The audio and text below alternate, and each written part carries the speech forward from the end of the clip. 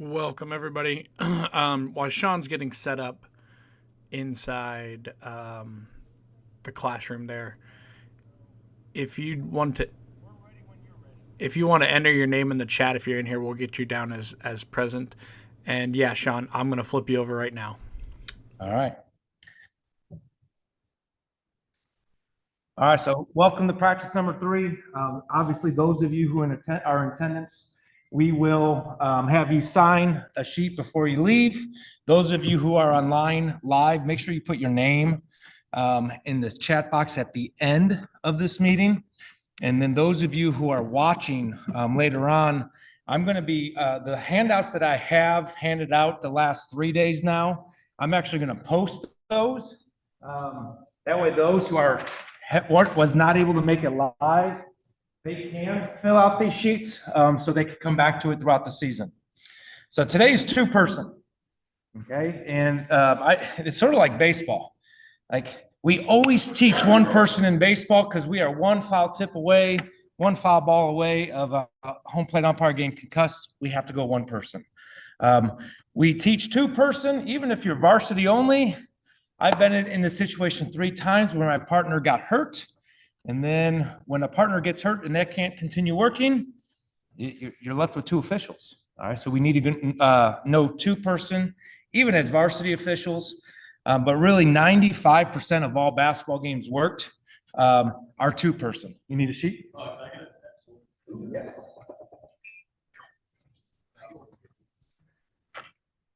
I'll just put them down here, guys. All right, so 2-person. Really the trick to 2-person, people understand, all right, especially at the JV level, freshman level, youth level, they understand we work a lot of games, not just youth, but is you have to do the basics great. All right, you're not going to work a 3rd grade game and sprint up and down every single time down the court.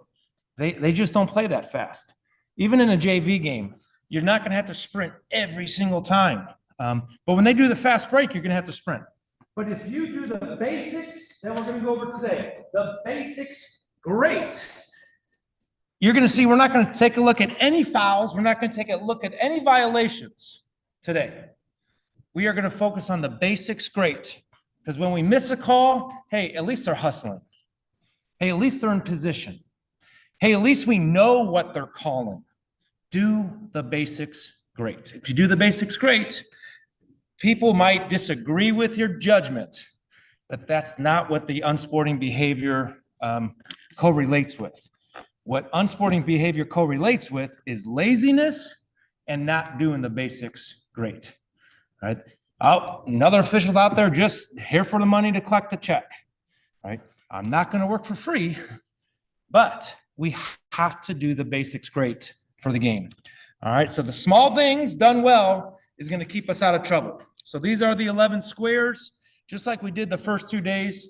As we go through each category, write down either one thing you have learned in one of those squares or one thing you are definitely going to work on, practice, or do. All right, so arrival pregame, right? Our pregame duties.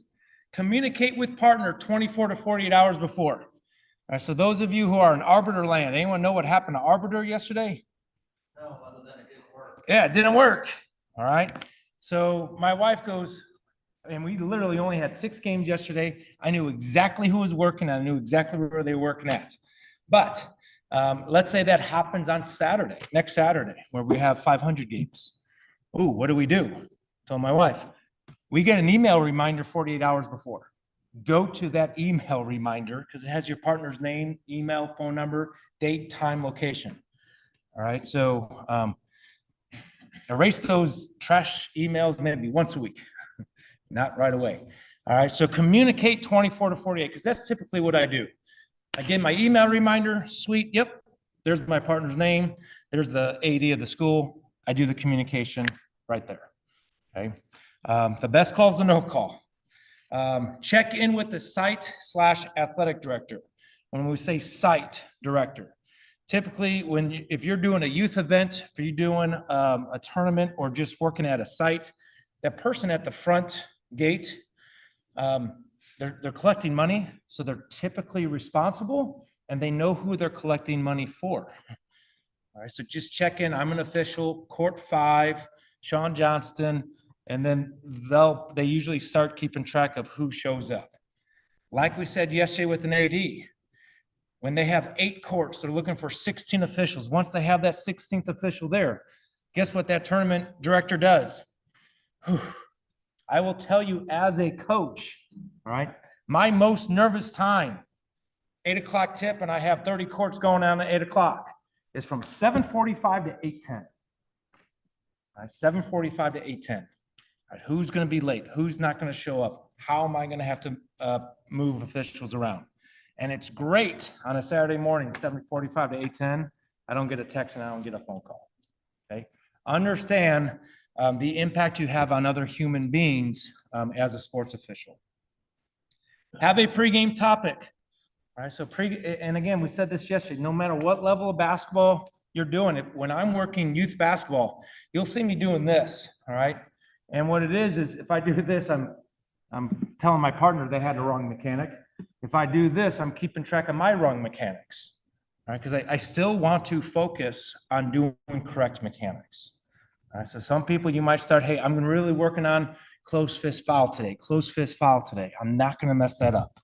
All right, and then you work on the next mechanic, and then the next mechanic. All right, so have a pregame conversation with your partner. What are you working on? Okay, what are you working on? Stretch, build, muscle, and check partner's uniform. So I have those 2 pictures up here. What's the difference between those 2 pictures? Both are from youth basketball games. All right, what about the presentation?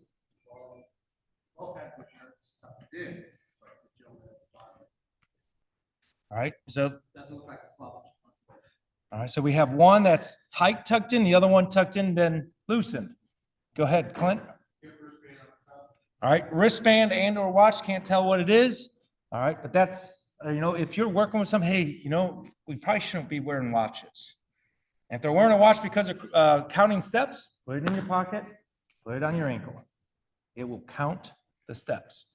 All right, because we sit here and we take a look at those 2 pictures without seeing them officiate. Which one's the better official? One on the bottom. Okay. And guess what? Coaches do that. Fans do that. And then it's a human thing. I don't agree with it, but it's a human thing. All right. Coach Lynham, I'm going to call you out a couple times in here. All right. Because I love this. You have 2 umpires walk on the field. One looks really put together. The other one doesn't look put together. Which one are you going to go after as a coach early in the game? Yeah, the sloppy one. Basic things, okay? All right, basic things, because it's just human behavior.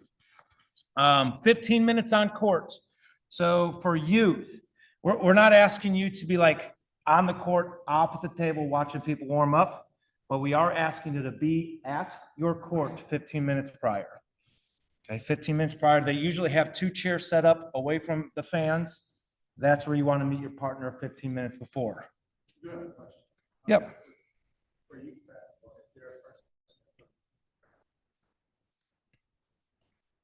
So the question was, for youth basketball, will people be keeping track? Yes. That's the very last thing. Meet with coaches, clock operators, and bookkeepers. Depending on the tournament, all right, so each team will get 2 coaches in for admission for free, and then they get 1 bookkeeper, clock keeper. They have to provide a bookkeeper, clock keeper. So think about that. Every single youth game, you're going to have a different bookkeeper, a different clock keeper. So guess what you have to do every single game, officials? Educate them up. Right, in this tournament, there's 1 full, 130 for the game. In this tournament, there's 2 fulls and a 30 for the game.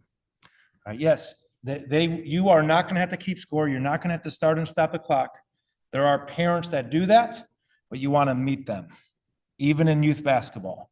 Because again, if the clock operator doesn't do their job at the end of the game in a 1-point game, who do the fans yell at? The officials. All right, so let's do our work early, the small things, to prevent that chaos at the end. And we do want adults running the score table. We want, yes, we do want adults working the score table. It's really up to the tournament, how and who they let work it.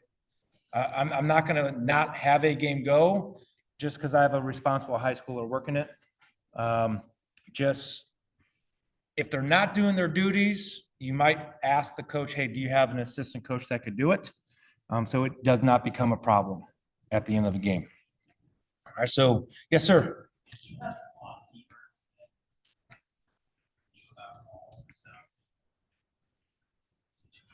So the question is, if you have the volunteers or people who are getting in for free badgering you as an official, during a dead ball timeout, you just go up to them and you talk to them politely. You know, you have the right to your opinion, but right now in this position, you can't be talking about officiating. If you want to talk about officiating, you could go be a fan. All right, then that goes into the management stuff we went over on Tuesday. All right, but it's just like a chain crew in football. They can't coach players as a chain crew. They can't tell you as an official, hold. And you just remind them, hey, right now, you're part of the officiating crew. Understand, and if you don't want to be part of the officiating crew, you could go sit in the stands, okay? All right, next, we're opening tip. All right, referee. All right, you are going to be facing the table. Referee is facing the table. They're the one tossing it up high into the air. Umpire one, you are table side. All right, so this is the referee here. This is umpire one here. This setup at Bennington is pretty easy, but there's going to be courts where the clock keeper is right behind you. Pick one side or the other so they could see when to start the clock. Okay, let them see the toss. So these two individuals right now, they're to the side of the official so they could see the toss. All right, so referee, whistle out of your mouth, high toss. If you have not been practicing, please practice. Some do one hand, some do two hands. Right? The more you practice it, the better. You don't want to be that official. I don't want to toss. I don't want to toss. No, you want to toss. All right. So be confident in that. It's a great way to start the game. Umpire one, whichever direction the ball goes, you go. All right, so if this ball was tipped by white behind, right, and it goes well into the backcourt, that U1 is going to go officiate that and do the 10-second count. If that ball is tipped white forward, U1 is going to go forward and will be the first lead. Wherever that ball goes, on the strong side of the court, you go. So it could be sometimes you're the first lead, sometimes you're the first trail. And then once that ball, once that U1 picks their position, then the referee will get the other position. Let's see here. Proper use. All right, so I picked this picture for a reason. Any new officials not going to whistle yet? Brand new officials?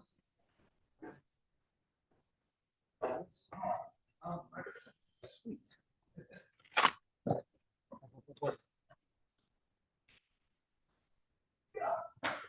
And one in the back, we're going to just go phone tag and bring it back there. And then where's Bill? Do you have a whistle?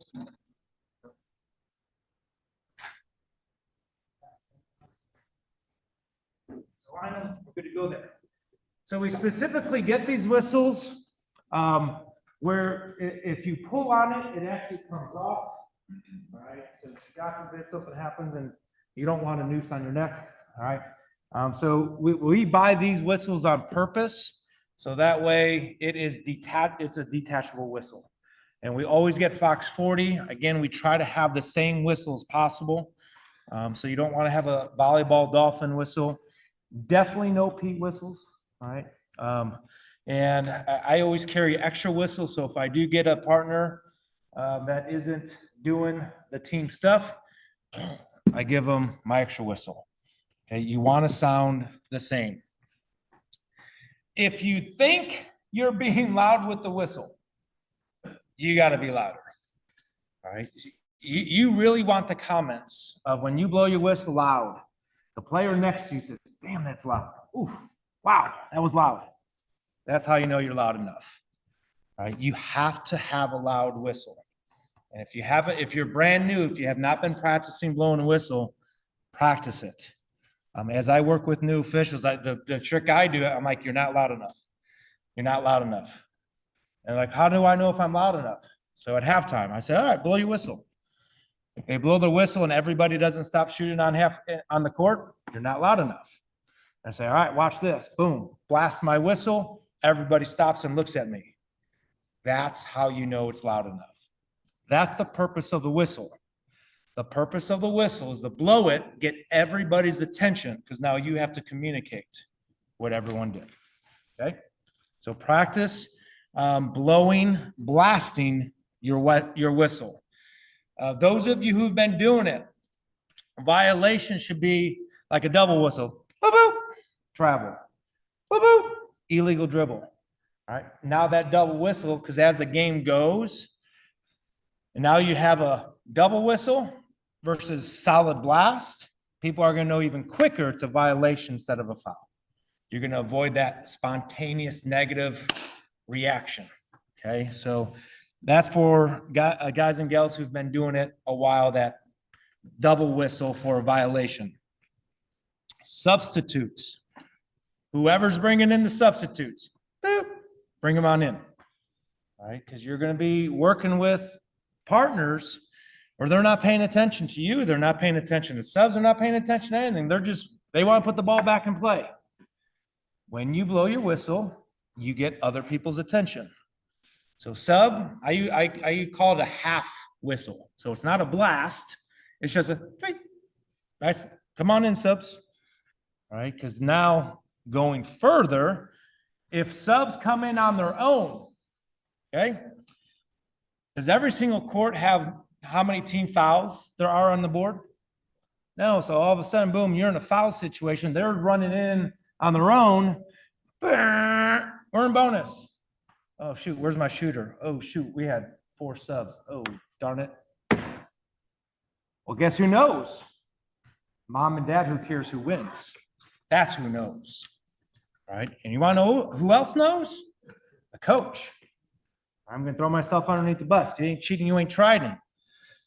Those situations, I sub in my best shooter. Yep, number 13 is the one who got fouled. Number 13. He's my shooter. It's happened so many times. And officials are like, okay, yeah, cool. So I just put, me as a coach, just put my best shooter on the free throw line. Just by doing subs, the little thing, just a half whistle is going to prevent that from happening. And then anytime a long delay, injury, timeout, get everybody's attention. All right, we're putting the ball in play. All right, make sure everybody's ready to play before you do that after a timeout. Okay, no surprises. All right, violation mechanics, open hand. All right, this is very, very important. Open hand. You have to raise your hand. It's got to be open. This is letting everybody know it's a violation, and the only penalty is the other team gets the ball. Okay, violation. All right, we have travel. All right, we have illegal dribble. We have held ball. We have out of bounds. You point the direction in which it's going to go. You have boop, violation, 5 seconds. You have boop, violation, 10 seconds.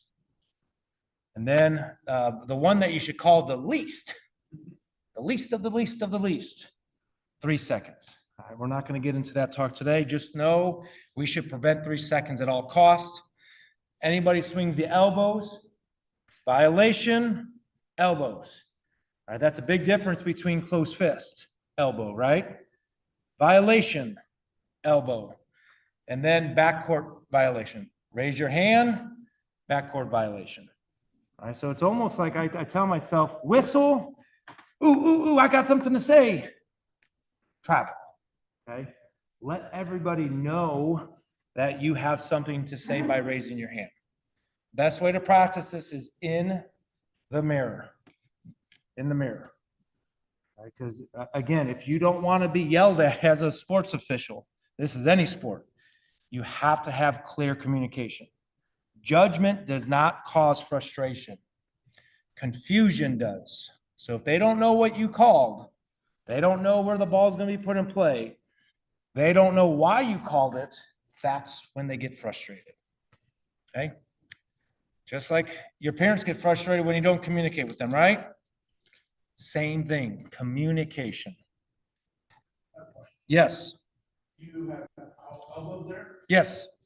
is that on both violation and fouls? Yeah, so if it's a swing and miss, Okay. I'm going hand open, elbow signal. Yep, yep, whichever opposite team. But if they make contact, then it's a close fist. Okay, Yep. got it. So now if we have contact, foul, close fist. All right, and I love, I think it's, oh gosh, how old is Nicole Wagner's son Miles? I think he's in 5th grade now. So Doug Woodard, I coached, or not coached, I did that too. I officiated for Bellevue West for many, many years. And then Coach Doug Woodard retired. And then all of a sudden I'm at Bellevue League Center last year. And I hear that voice, that Coach Woodard voice. And there he is coaching 3rd grade basketball. I'm like, whoa, all right, here we go. Another 10 years. All right. He will pick up really quick, foul. He is already processing now the inbounds play. All right. That's how quick coaches are looking at your signals. All right. So foul is close fist. And there's only 7 fouls in Federation basketball. All right. We got the push, hold, illegal use of hands, hand check, block, charge, elbows. Okay, so if you notice anything about all those signals, I call it the TV box. Okay, you want to have all your signals in the TV box. All right, the only one that's going to be below is block. Everything else, have it high so everybody can see it. All right, take pride in these signals, but foul, close hand, violation, open hand. Okay, so really, really understand the importance of those two and then the infractions. Press, so this is a picture of a press situation.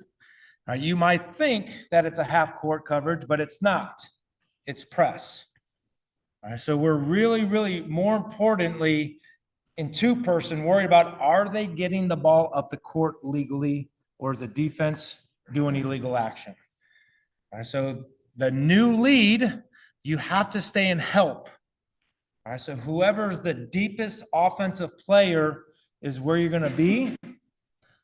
With the exception is if it's one-on-one way down the court and it's going to have to take a 80-foot pass in the air to get to those 2 players, I might leave those 2 players alone in a press situation. All right, but don't leave your partner with 8 players officiating by themselves. Okay, so press coverage. If you're the new lead, stay and help your partner. All right, there's not a lot of presses, but when they happen in youth, it's because it's the end of the game. It's within 6 points. We want to get the calls right. Okay, so help your partner. Trail. Notice the trail is remaining out of bounds. All right, if that ball is below the free throw line on a press situation, there's no reason to get on the court, because now if you're on the court, you are part of the playing court. You're going to get in the way. Just stay out of bounds until that ball gets past the free throw line. So this official right here as a new trail, excellent. Trap, out of bounds, big picture vision. All right, and we have all the players boxed in. Okay, so 2-person, you want to stay where that ball is.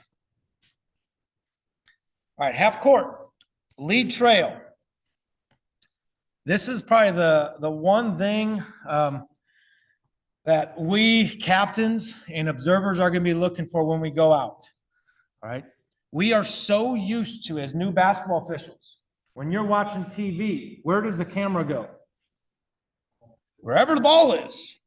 So when officials, like, you are literally cognitively trained, wherever the ball goes, that's where your eyes go. So if you are the trail, All right. You cannot watch the ball when it's not in your area. You have to literally train yourself. I'm watching my players. I'm watching my players. I'm watching my area. All right. Same thing with the lead. When the trail has action in this red area, the lead official, you have to watch the post matchup. Are they screening legally? Are they posting up legally? Is the defender not displacing the post? All right, because guess where most of physical play happens? It's right here. And if we're watching the balls, the lead outside the three-point arc, I know, oh, these officials are going to get in trouble later on, okay? Because I've already seen your eyes. All right, so another tip, how I know people are watching the ball. If we have two officials go with the three-point shot, we should never have two officials go with the three-point shot. Okay? Trail has these three-point shooters. Lead has those three-point shooters. So if we have both officials and two-person go with the three-point shot, I know watching, we have two officials watching the ball. So now as a coach, guess what I'm doing off ball? I'm fouling. Okay, I'm holding, I'm restricting, I'm moving, screening. All right. Again, I'm not saying it's good coaching ethics, but I promise you it's going to happen. The second thing that coaches and observers see, when that shot goes up, officials do this. They look at the ball. Will the ball ever foul? Never. All right. Don't watch that shot. No reason. All right. People always then say, Sean, how about goaltending basket interference? Not happening in 2%. It's just not happening. All right. Just keep your heads down on the players. And then if somebody is wondering, well, what do you do in goaltending basket interference? You're going to see somebody jump. You are still watching that player jump. You're not watching the ball. You're still watching the player. Watch the players. More than ever, you're going to have more two whistles in two-person than you will three-person. Just because the angles you're limited on angles. But again, you want to give the primary official first shot at it. All right, we said this last night. If there is a foul right here on this side of the lane and the lead misses it, trail, you can call the foul. We want you to call the foul. Just be late. That way, the only thing the coach is going to say to you is, man, that was a late whistle. I agree, coach. That was late. Sorry, it took me time to process. It is okay to call a foul out of your area if the grandma and grandpa sees it. Okay? Our job still is to get calls correct. When we get into the video, mobility, the small things, great. Do not officiate at the division line as a trail official. Don't. Again, compare a lot of things to basketball. Okay? If I turn the ball over and the other team is running down the court and I just walk up the court after I made a mistake, what's a coach doing with my playing time? Yeah, making it smaller, taking me out, sub them in, sub them out. Right? Don't put our coaches in that situation. You make a mistake, sweet, boom, hustle. Okay? If you hustle, they're going to give you the benefit of the doubt. Okay? Don't officiate at the division line. Free throws, very similar to yesterday. Violations, we have people. Okay? So the lead official will have the first player underneath on their side, opposite three. So lead official still has 4 players. Lead official, 4 players. Trail official has the other 6. Good luck, trail, right? All right, so be engaged as a trail official. That is for violations. Once that free throw shooter shoots it, the ball hits the rim, any official could call any foul on a rebound because the players are going to be doing different stuff, and now it's all about angles. Okay, so violations, be engaged. It comes up quite a bit. Bounce past the ball to the free throw shooter. If the free throw shooter does not gather it, it goes off their foot. Just boop, boop, reset. It's not a violation until the shooter actually has full control of it, and then they lose control of it. So if they don't catch it clean, just reset it. That happens quite a bit in youth basketball. All right, we've got some big, thick lines here. All right, out of bounds coverage. One whistle. All right, one whistle. So the red line here, let me move this, maybe. Oh, boop. The red line here is a representation of the lead official. The lead official has the baseline. The lead official has a sideline on the side of the court they're on. Trail official, you actually have one more out of bounds line. You have the division line for backcourt violation. You're going to have the sideline, and then you're going to have the end line. A lot of times in transition, I'm guilty of this. I go down as a new lead, and I forget I'm in charge of this whole sideline. And so all of a sudden, here I go, I'm running down this sideline as a lead, and there's an out of bounds right there. That is actually my whistle, okay? So head over your shoulder all the time in two-person, right? You might not have the information of who's right or whose ball is it, but you want to blow your whistle. One whistle. If I'm primary, okay, so here I am, I see it go out of bounds on my line, but I have absolutely no idea how it got there. I'm going to blow my whistle, and I'm going to yell, help! And then hopefully my partner goes, white. Sweet. Now, if I go, help, and my partner goes, ew, huh? Held ball. We go to the alternating possession arrow. Okay, so literally, if both of us don't know, all right, we have a whistle, we stop the game, we're going to go to the alternating possession arrow, held ball. How to avoid that? Remember when we were talking about 2 nights ago, listening. Sometimes fans and players are right. Okay, so if I go, whoop, help, I don't know, but all 10 players are walking this way, what does that tell us? Boom, we're going to go that way. All right? Players, a lot of time, if you give them time, they'll tell you most of the information. They will. All right, so use players, especially the ones you start to trust. Look at the natural reaction of players. I hope you start picking up body language of when people's trying to buy a call. Oh, that's us, that's us. Or versus, oh, that's up 13. Right? Based on how they react, you're going to start learning human behavior. But if you truly, truly don't know, alternating possession. Secondary. So here I am. I'm primary. Boom. White. I like sold the heck out of it. Right? If you have something completely different as a secondary official, you're going to come in. Boop, boop, boop, boop. Hey, Sean, what do you have there? I don't know. I just guessed. Right? I know it was off white 10. It should be green ball. Sweet. Thank you. I, as the calling official, am going to change the call. All right? Because now it's perception. All right? If my partner comes in and changes the call without that conversation, now coaches are going to expect, all right, that official is going to change more calls if I get after that official. You're just providing information. Okay? So if you're 100% sure I got the call wrong, come in, ask the question. What do you have, Sean? I don't know. All right, boom. It's green. The calling official changes. Okay. Any questions on out of bounds?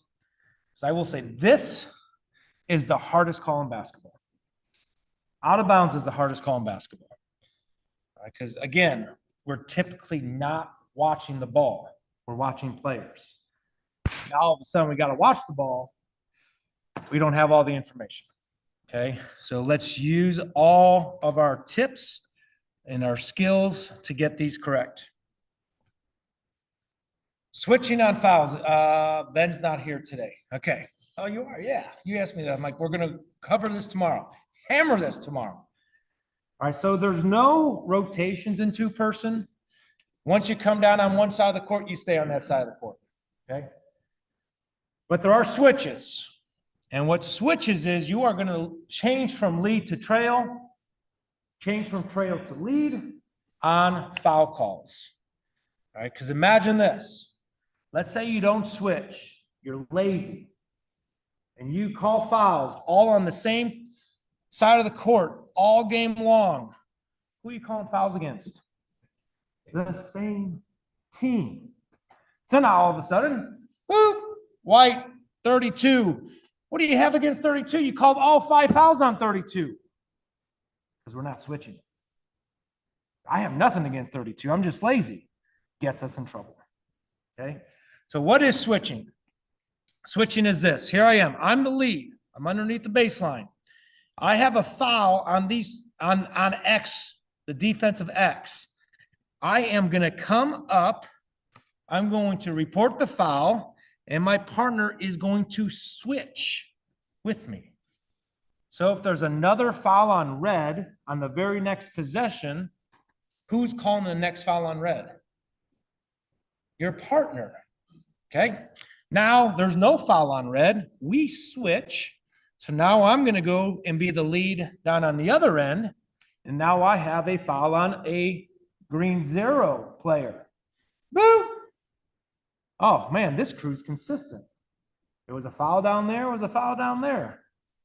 Now we just did a very small basic thing.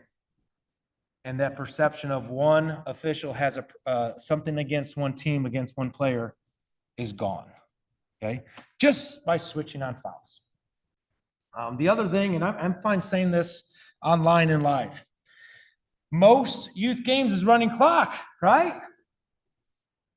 Slow the game down. All right, when do players make mistakes? When they're tired. Right? The quicker they play, the more tired they're going to get. Take this time to switch to slow players down. Allow them to get oxygen. Right? If they are not as tired, they're not going to make as many mistakes. Now you have a clean game. All right, so another positive thing of switching. All right, so I've said this yesterday in 3-person. If you work with a partner that says, you better not blow a whistle in my area, I need to know that. If you work with a partner that refuses to switch, we coaches need to know that. Okay, we need to know that because it's really easy.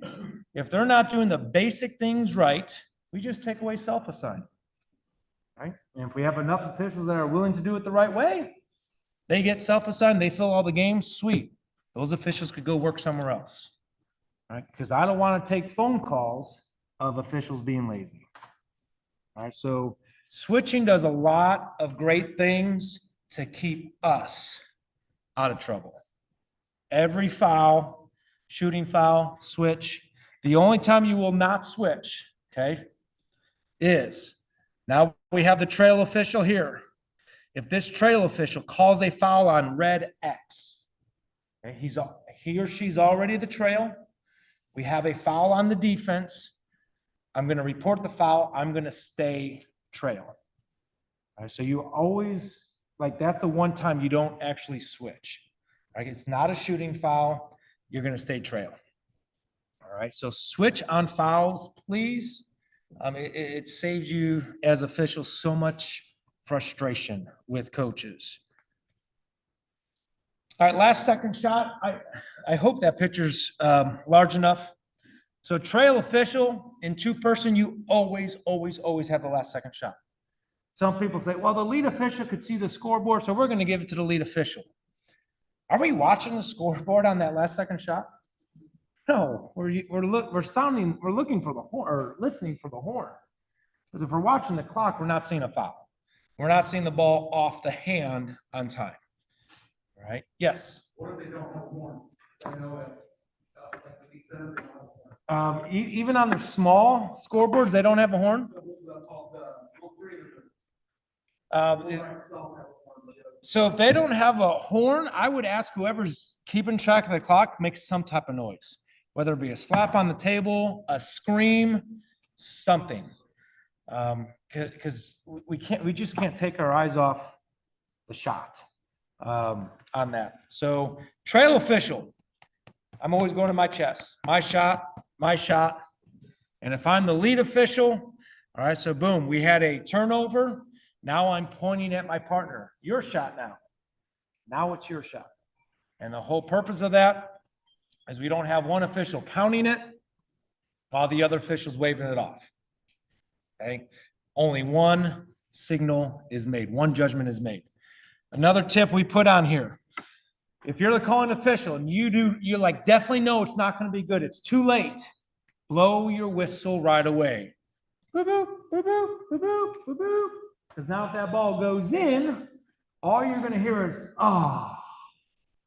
Versus, shot goes in, this team on offense thinks they won the game, ha, and then you go, boop, boop, boop, boop, no good, no good, no good. Ooh. Now they're yelling at you. Right? So blow it dead right away if it's no good. If you have it released in time, now you're waiting for the shot to miss. Right? And hopefully you have a song and dance if it goes in. All right, be excited with the players. Should have had that video ready to rock and roll. What was it? A.V. Sorensen, Monday night, end of the first half. We didn't get the video. All right, so it's so here's what we're gonna do here next. If you were here last night, same thing. We're gonna put up a two-person game. All right, and you on the back, you are gonna write down observations of the officials on the game, because we are going to be doing this as captains this year. All right, so far we have 10 or 12 captains going out to observe officials. We're going to have another meeting next week for more captains. And what we're training them to do is take a look at our officials, especially the new ones, and let them know where they are at on this Likert scale. All right, so there might be some brand new officials that start at the 1 and they just need reps, practice. It's just like a basketball player. The first time they shoot, probably the first 500 times they shoot, it's an air ball. It's okay. Just keep reffing. We'll get you there. We might have some officials who've been doing it for a long time, either refuse to do it the right way or just can't do it anymore. Okay, so those are the ones, right? Those are the ones, the new or just are unable. 2, middle school and youth, adjudication of fouls and violations, and they're developing on the communication. Because as much as I could stay here and be like, it's easy, guys. Step 1, blow your whistle. Step 2, foul. Step 3, illegal use of hands. Step 4, shooting 2. It's actually a lot harder than that. It takes a lot of practice, right? So if you're not doing the 4-step process, foul, open hand, travel this way, out of bounds, it's okay. You're developing. It's practice. And we're going to give you tips of how to improve.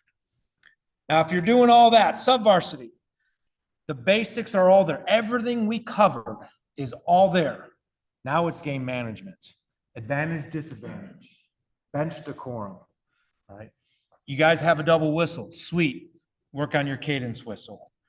Hey, you had a double whistle, but you called 4 fouls in a row. Let your partner have one. Let your partner go to the table. That's the game management stuff that we're going to be teaching from the sub-varsity to varsity. And then number 4, varsity officials, they can call a game, they control their area, and they know how to expand when needed. All right, it's one of those, yep, that was a foul, but it wasn't a foul the grandma saw on the top row. I'm going to let that one go. All right, so that's a varsity official. Postseason is they're doing the mechanics, advantage, disadvantage, but they just lack that separation. Right? We saw that yesterday in our training video. All right, so it's like, oh man, what could I do to get to a state tournament? And I always tell officials, start with watching yourself on film with 2 other great officials. If you watch yourself on film with 2 other great officials, you're going to find out your weakness is really darn quick. Really darn quick. And then college state tournament officials, athletic, clear, confident, eyes, timing of whistle, and probably the biggest one, always engaged, nonstop. All right, so a state tournament college official, by the time they're done officiating the game, they should be mentally drained after a game because it's literally nonstop engaged. Okay, so that is our Likert scale. So what we're going to ask you to do, all right, as we're watching this two-person game, you score the officials: appearance, whistle use, signals, mechanics and mobility, rules and judgment. What do you observe? And based on what we just taught you, what could they do better? Okay, what can they do better? All right, so I am not going to stop share, but I want to end. Is that it? Yes. All right. I should have done this. That's right. Youth basketball game videos. 7 minutes and 46 seconds. Hopefully it's continuous.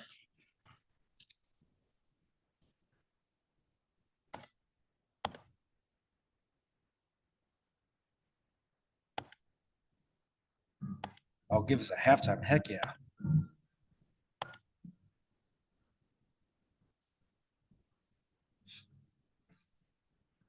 So there's our official.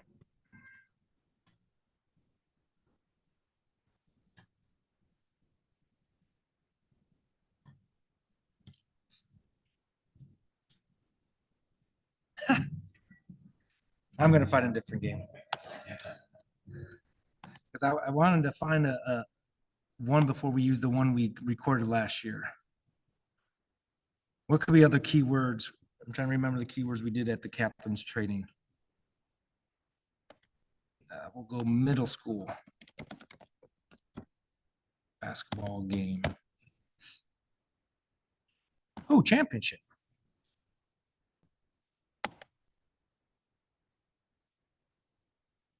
There we go. Is it a three-man crew? Oh, that won't do us any good then.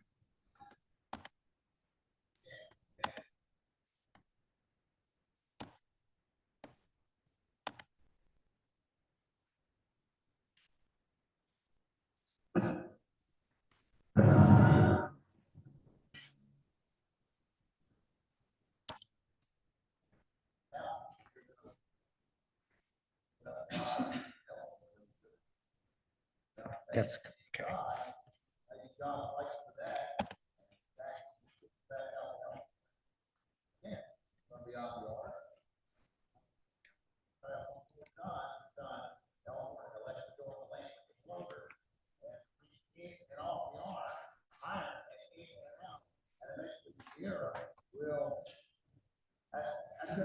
All right, so that's an observation. Write down that observation.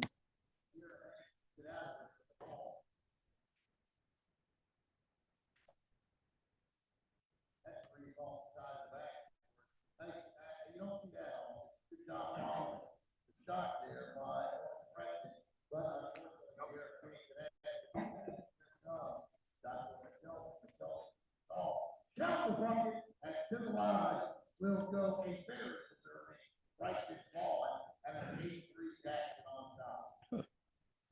Play. To work like that. To make points. Perfect.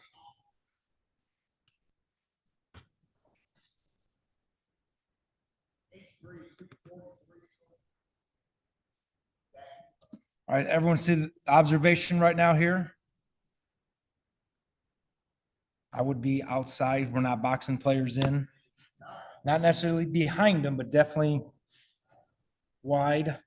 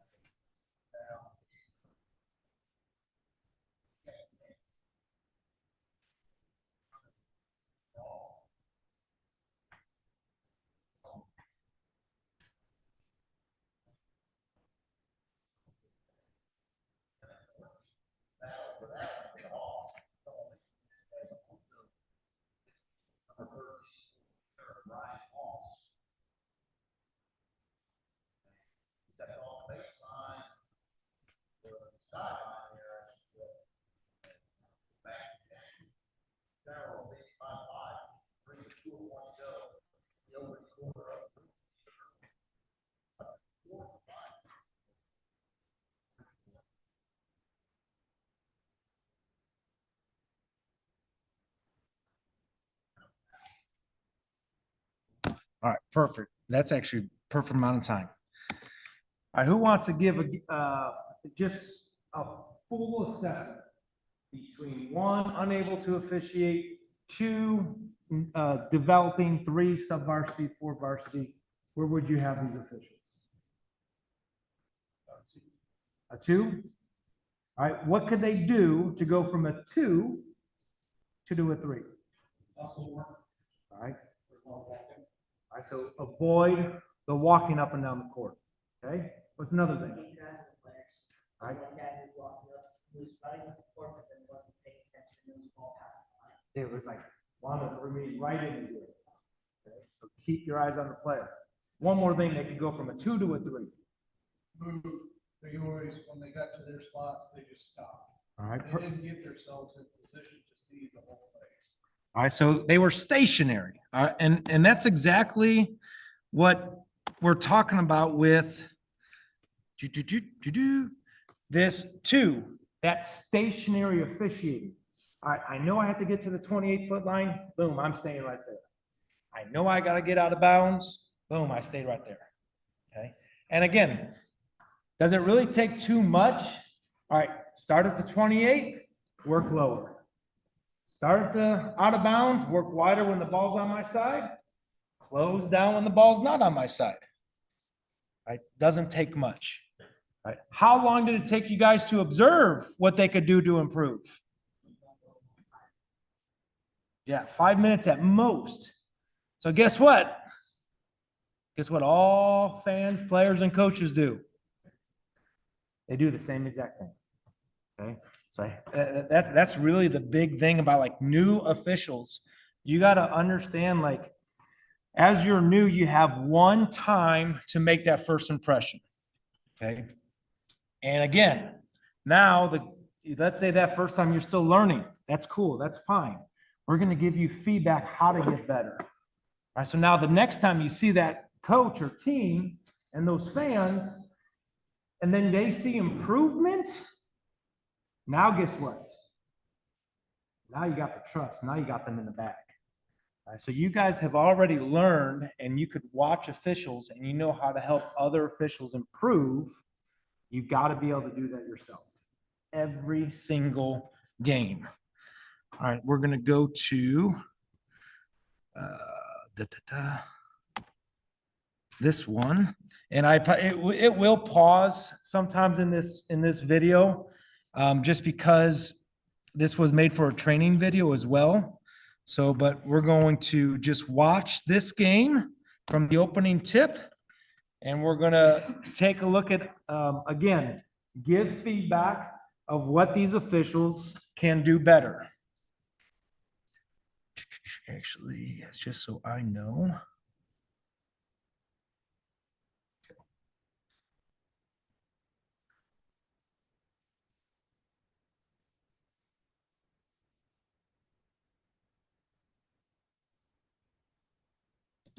All right, so what right now could the officials already do better? Jason?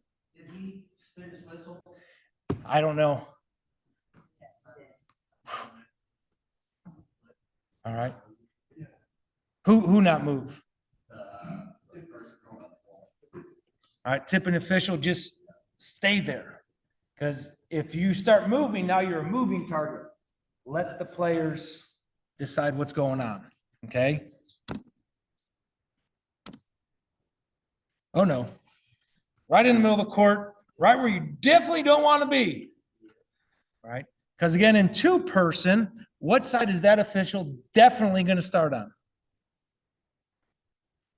The far side. All right, so don't run to the middle of the court. What a way to start the game. Okay. Yes, sir. Yeah, do something, or I understand that the trail official back, or the official on the side, umpire one, when the ball went that way, wasn't he supposed to go that way? Well, that would have solved all the problem right there. 100%. He go that way. Now my other referee gets. Yep. All right, whew. All right. Now we're good. Now we're on the opposite sides of the court. We're good. Good deal. All right. Where did that go again? Whoever's talking must be ripping these officials, so. All right. So yes, U1, go with the ball. Once U1 goes with the ball, boom. The official who tossed it could have gone the other way. And we don't have two officials on the same side of the court at a time. All right, now we're good. All right, so excellent job. Look at his eyes. His eyes are looking inside the basketball court, looking back because that's his sideline.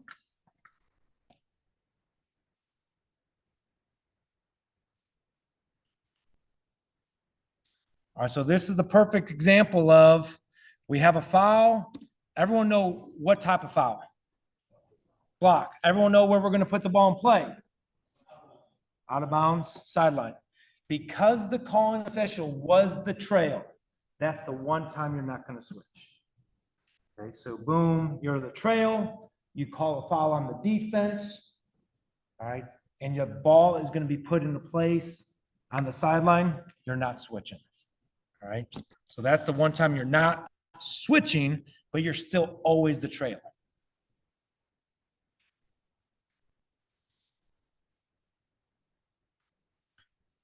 All right, so let's start with the first category while this video is paused. First category, appearance. Which official has better appearance? The lead official. All right, so you're going to tell that trail official, all right, man, why am I not getting more games? What could I do to look better in uniform? Lose 20 pounds, lose some weight, lose 1 pound at a time. All right, again, you start working with other officials who look greater, are a little bit more athletic. You're going to stick out really quick. Really quick. Also recommended that official get new pants.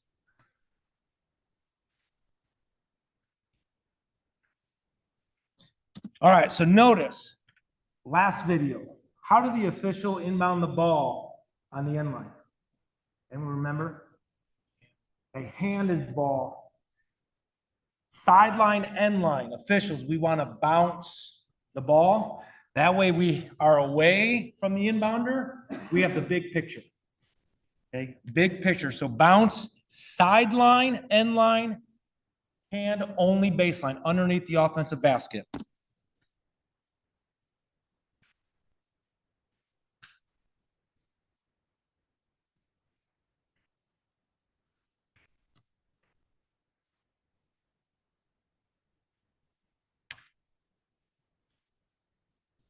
Come on, video.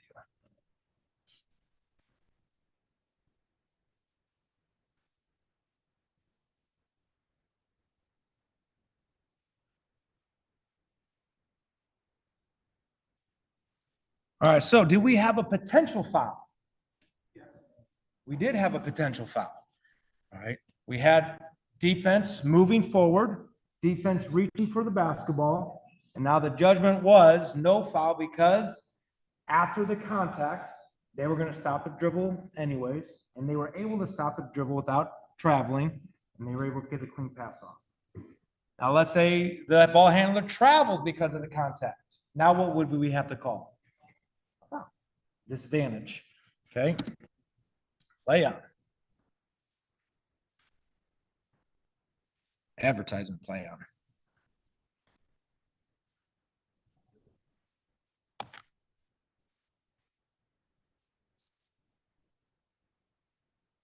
The other thing between this trail and lead, when the game is going on, how often do they just stand still? Hardly never. Do you know why they're not standing still? Yeah, angles. If the players aren't standing still, we as officials should not be standing still because our angles are always changing.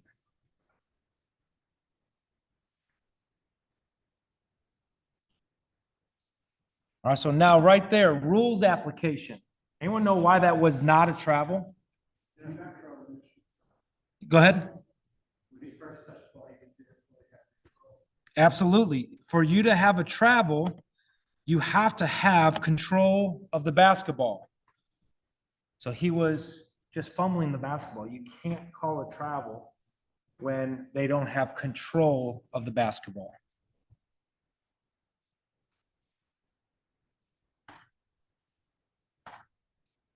All right, so communication. What was the foul? Hand check, where's the resumption of play? All right. Second level, and this might be dinged in federation, but anyone know what type of hand check it was? Two hands. Two hands. All right, so now the coach, whether they agree with the official's call or not, what could they tell their player? Your hands up. The official had two hands on the dribbler. Please stop doing that. All right, so now you're giving the coach information, whether they agree with you or not, to coach their player.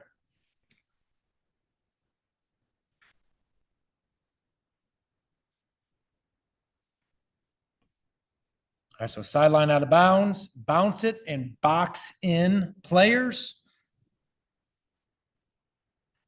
A lot of responsibility here, two-person with the trail. You got thrower violations, you got the person guarding the thrower violations, you got pushing illegal screens and holding of the four players on top. So that's why you want the big picture, big picture.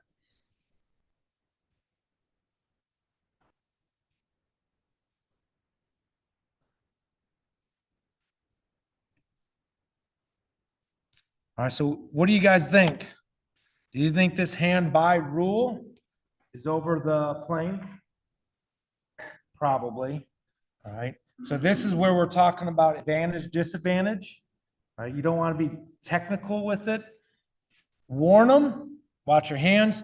If he hits the basketball, all right, what did they do first? Did they touch the basketball first or did they break the plane first? Broke the plane first. All right. Remember, the team gets one warning. All right. So don't go straight to, all right, the technical foul for contacting ball out of bounds. Use that warning. That's what happened first. All right. I don't believe it gets touched here. But again, it's that game management to talk to the players and coaches before it becomes a big problem.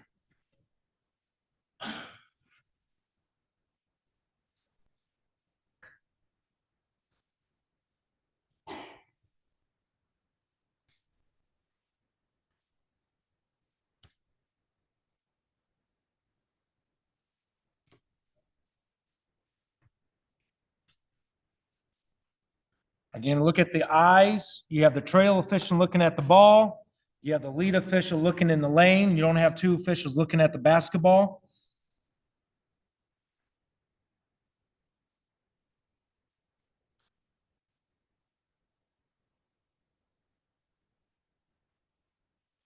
All right, so what observation do you see the trail official here? All right, not counting, and you're in front. All right, so trail official, stay trail. There's no reason to get ahead of the players. You're putting yourself in a really bad spot if you get ahead of it and you're not counting 10 seconds.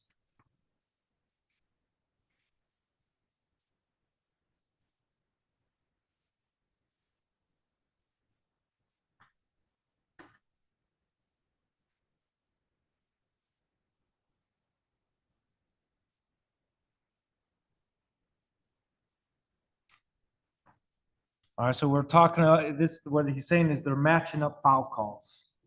Right? And not only are they matching up foul calls, it's different officials matching up foul calls. And the only way you match up foul calls with different officials is if you do what? Switch. Okay, switch, switch, switch.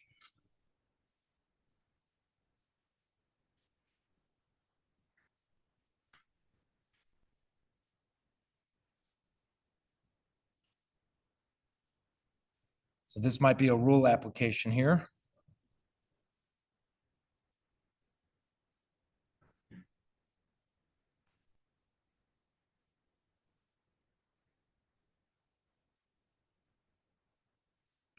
All right, so I'm not actually, yep.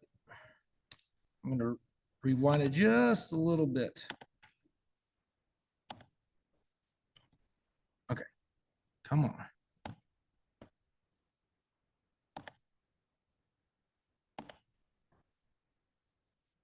Come on.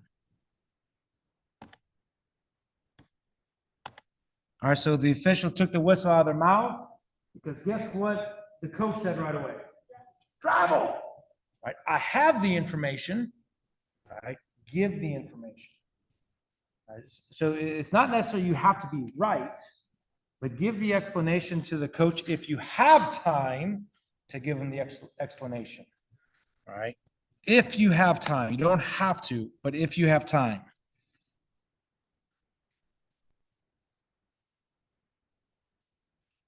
Now we're in a foot race.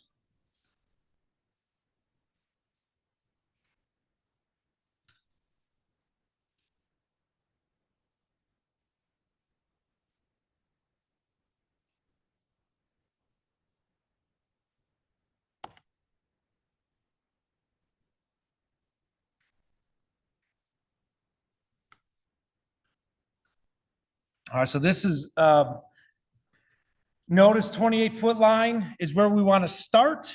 Trail officials work lower, balls lower, you could work lower. Or lead official. All right, what do you think we should have called there?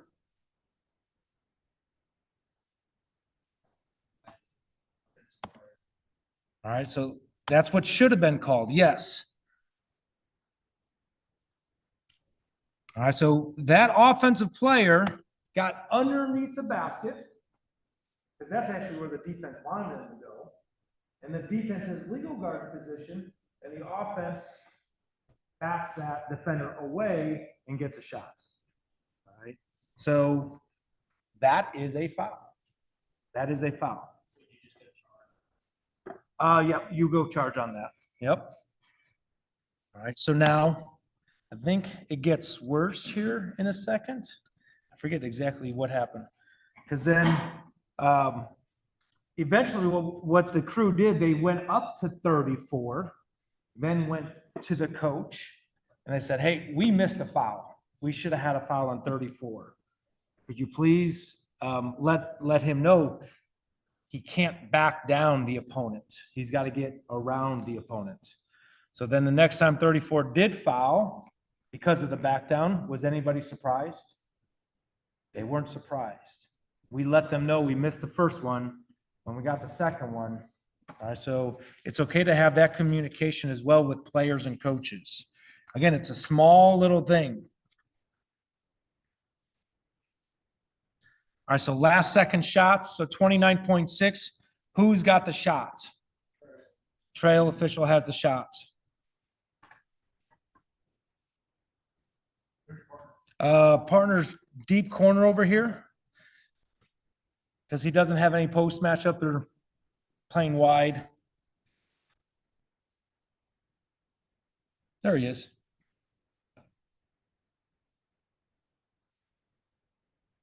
All right, so now I'm pointing at my partner. It's going to be his shot now, that quick. All right, we're going to be switching who's got the last second shot responsibilities. Who's the three-point responsibility? Where was it? Where did it come from? Over here on the green, on the bottom green. All right, so we're going to see here. Because the trail official is going to have everything free throw line extended. Yep. So when in doubt, trail. So that free throw line extended would be the trail. All right, and then we're going to talk about sort of timeouts here. All right, so it is okay to talk during the timeout. It's okay. It's what the players are doing. They're talking. The coaches are doing what? Talking. We are the third team out there. It's okay to talk. All right, as we go through this, I'm pretty sure, two-person. All right, so that's, I said, do we have anything to talk about? This one, we're talking about 34 green. All right, we were talking about 34 green, and man, I wish I would have called a displacement, a player control charge on that. All right. Once we're done talking, nope, it doesn't go there. So in two-person, we're going to have whoever's going to inbound the ball, you're going to stand with the basketball at that inbound spot. The other official, if it's a full timeout, you're in the back of the circle, 60-second, 30-second, you're in the front of the circle. And then one official is now responsible for both teams to get out of that huddle. So once that first horn is done, that official is going to get both teams out. So the tip, since we are going to go that direction for black, I'm the timeout official that gets the teams out. I'm getting black out first. And then I'm going to go get white out because now I'm closest to now my next spot. But if you ignore getting teams out, guess what the coaches are going to do? They're going to talk forever. Okay? They're going to talk forever. So stay engaged even during timeouts. It's okay to talk to your partners, but when it's time for the timeout to end, we have to get those teams out.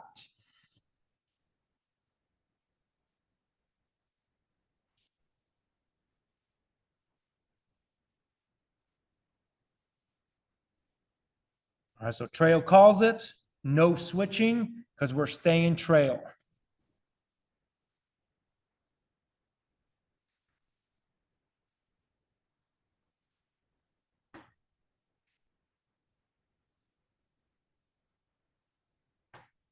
All right, so this is a good example. All right, what observation right now would you give the lead official? Anyone see with the lead official's eyes? All right, turn, and where should the eyes still be? With the shooter. Again, people who've been officiating before, you ever been in a spot where the shooter's on the ground and you have no idea how they got to the ground? All right. A lot of times, you want to know what they do? They flop. That's a point of emphasis here, right? So stay with your shooter. Make sure they're not flopping to the ground. Because guess what? Their fans are going to think happened. They got fouled. And guess what the fans definitely know? The official's not looking. Okay, so the fans are going to defend their player. Stay with the shooter. Yes.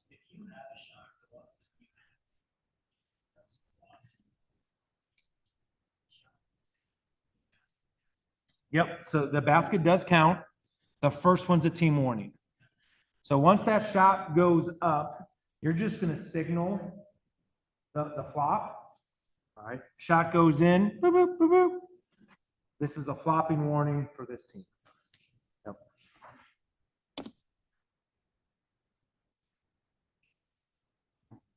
Excellent job right there. Trail official, knowing the lead official's eye should have been in the corner, now has all rebounding responsibilities. All right, and boom, he's engaged. He stepped down. He got it. We got a push. We got the resumption of play. Since he is the trail, he stays the trail. All right, so that's why there's not a switch there.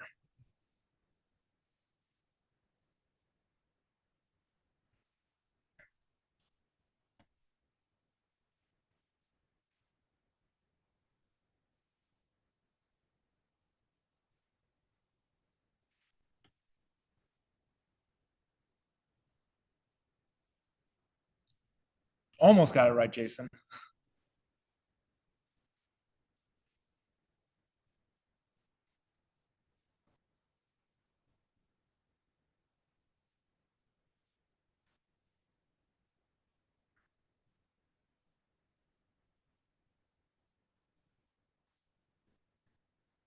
All right, everyone see it now? All right, so we have a quote unquote moving screen. Right? So that's where we're talking about like having that big picture when you can. When we're talking, since we're talking about this, we're going to talk about what is moving screen versus pick and roll. It is legal to pick and roll. But if the defense does not want to switch, you can't pick and roll while they're trying to get around the screen. Now, if you do the pick and roll and the defense does switch, completely legal. But they didn't want to switch. They didn't want a point guard against their center. He was trying to get underneath the screen. Go ahead, Clint. I have a question, because it started as a trail to watch. Yep. He had the first. I guess the call we did. Absolutely. Yep. So that's a good, another example of, we're going to let the trail have the first shot at it. The trail did not get it. The lead official definitely knew it started outside 3-point arc into the arc. All right, boom, we're gonna get that foul. Trail can also. White was pretty much wrapping his arm around. Mhm.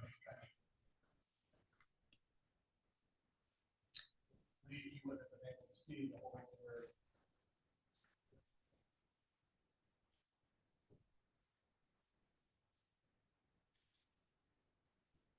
That one was easy.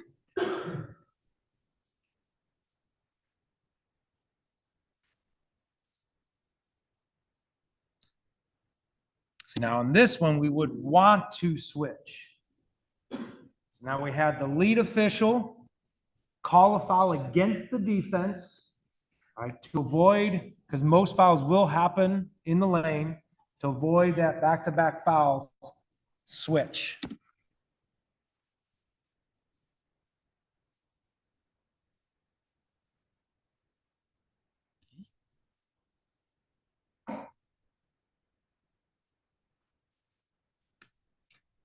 All right. Lead official has a block there. Anyone know why this is a block?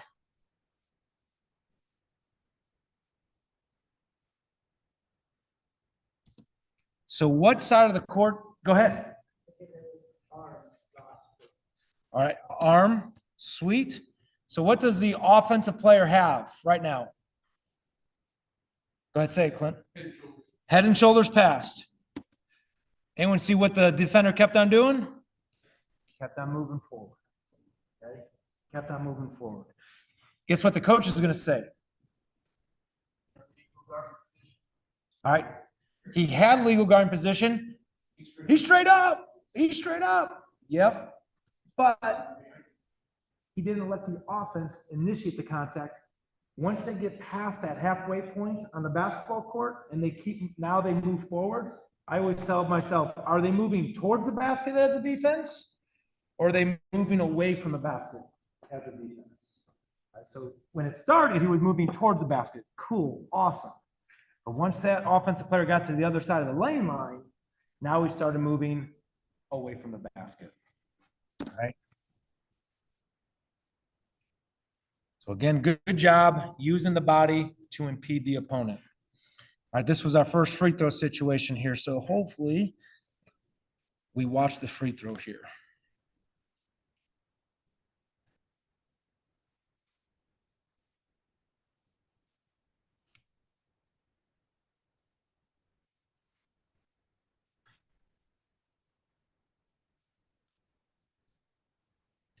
We're going to try to.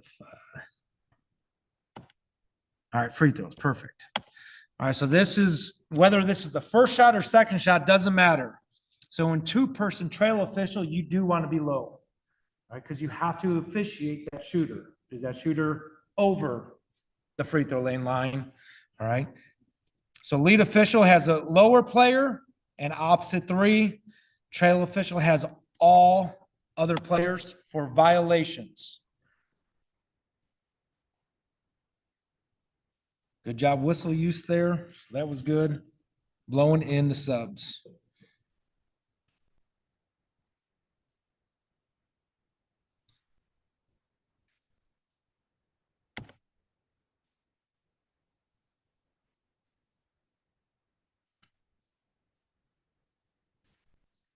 That was just talking to 34 again about displacing the opponent.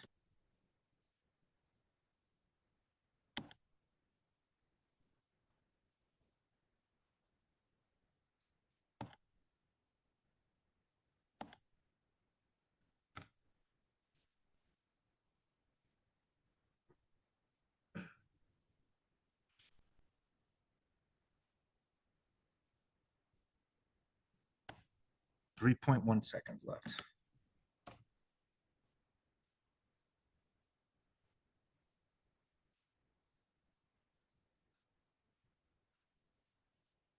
All right, so if that basket went in, would that have counted?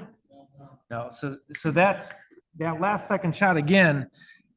You are good. I promise you, if you work a lot of basketball games this year, you're going to have that last second shot not release. Boom, go in.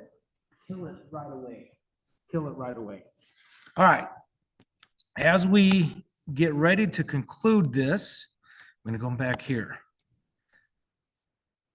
When it comes to display, not start presentation, display, start slideshow.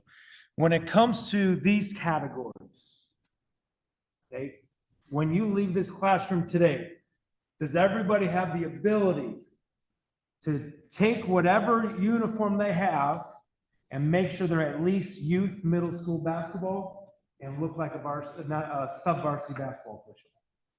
Okay, so I put some examples up there. If you don't have black socks, get black socks.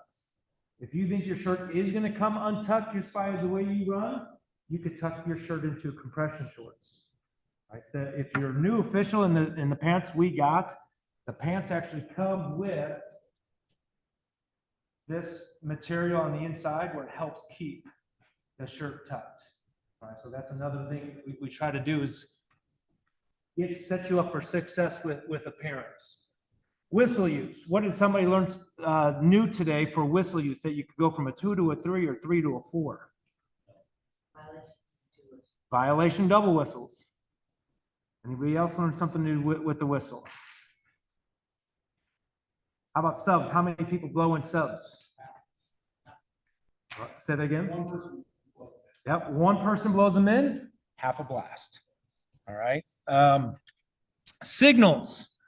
All right. What can you do to improve signals? So everybody knows what you have, and then the resumption of play. Practice at home in the mirror. They're going to be looking at you. The fans, coaches, and players are your mirrors. All right. So when you get out there, if you start noticing people are confused after you blow the whistle, here's the big one. Are we shooting 2 or we got it underneath the basket? If people don't know, they're looking at you while you're reporting, you did not communicate on the floor, or not on the floor, prior to the shot or shooting free throws. All right, so that's a big one that will separate the middle school and high school officials. Mechanics mobility. All right, what should you do once you get to a position? What should you start doing? Move to improve. Get that angle, get that look through. Lead official, you want to be as wide as the ball. So if it goes the other side, you're closing down. Shot goes up, lead official, you get wide. Trail official, you step down. Those little things are picked up by people. They're picked up by coaches. Clint? What was your comment last night? Prior to the shot, not on the floor? Yeah, don't say on the floor, ball's on the floor. Where does every shot begin? On the floor. So prior to the shot, during the dribble, on the pass. I try to give the people the reason why they're not in the act of shooting. And then rules judgment. Okay, what can you do during a game to show players and coaches you know the rules and your judgment, you yourself believe the judgment is correct? Perfect. There it is. Explain it to them. When you have time, explain calls and no calls. Right? Because if you keep ignoring, they're either gonna be like, they don't know what they're doing out here, or they're ignoring me. All right. And if you get ignored, don't you get frustrated? You get ignored. Right. So you don't have to explain everything. I'm not asking you to explain everything. But when you get those spontaneous reactions, if you have a shooting foul and the player who fouled, they look confused, like, what else could I have done? Go ahead and let them know. Like, yes, good job. You were vertical. Excellent job. But then you kept walking into your defender. Oh, I didn't know I was doing that. Because that happens a lot on double teams. Double team trap. Like, what am I doing wrong? Well, you just walked him out of bounds. They have no idea they just walked him out of bounds. All right, so again, really easy things, small things you could do to help yourself, to help your partner. Cool? Gwen, do you have anything that you want to add before I talk about what's coming tomorrow? No? Bryce isn't here. Matt's not here. All right, so this concludes our practice sessions. So believe it or not, if you are brand new, you're going to get 2 hours of on-court training next week, and then you are going to spread your wings and fly and succeed. All right. So tomorrow morning, actually, I should say late afternoon, the officials that have attended at least one practice, that have completed registration, and they are returning. Okay, so we know that they have officiating experience. You're going to get self-assigned tomorrow. All right. I will actually send an email out to everybody tomorrow once self-assign is open. It will not be everybody. So if you're a brand new official, you have not officiated yet, you will not have self-assigned yet. Okay, so don't be like, hey, I'm brand new. Why can't I get on games? If you are brand new, I have from Tuesday's practice, your availability to do the on-court training. If you want to do the on-court training in the morning of a day, and then you want to work after that on-court training, you will be able to sign up for games that way as well. All right, so that email will come out tomorrow. New officials, you signed up to work this. You're going to be at this site, at this court, and I'll probably text you, or Bryce will text you. Do you want to work more games for pay? And if you do, we're going to add games for you. All right, we want you to get going as fast as we can. So tomorrow, self-assign. Sunday, anybody here who wants to work varsity basketball this year? So you're good. You're good. You got the invite today, right? So you're good for Sunday. All right. So those of you who are online, we have varsity tryout Sunday, because I'm going to do my next round of varsity assigning Monday for varsity basketball officials, and we actually picked up 7 more dates today. So we have 21 more varsity slots to assign on Monday after tryouts. Okay, so before we leave here, those of you in here, everyone have a uniform or know how to get a uniform before next Friday? Okay, everyone knows the multiple ways you can get on games next week. So for some reason, if you think you should have self-assigned and you don't, you could contact us, because you could text us, you could call us, and you're going to be able to reply to the email. Hey, I can't work that 6-game set, but I could work 3 of the 6 games at that court. Sweet. We'll change that. We'll add you to games. Please communicate with us if you're open and you're not seeing exactly when you're available. All right. Uniform, get on games, self-assign. I think that cuts it. I think that's it. All right. I'm going to have this up for registration. If you do have questions, definitely do not leave here with a question. Ask me or Gwen your questions, but I appreciate you coming out tonight. And when you get out there next week, remember, you're only going to be as good as your last call. So make your next call your best one and your last one your greatest one. Deal?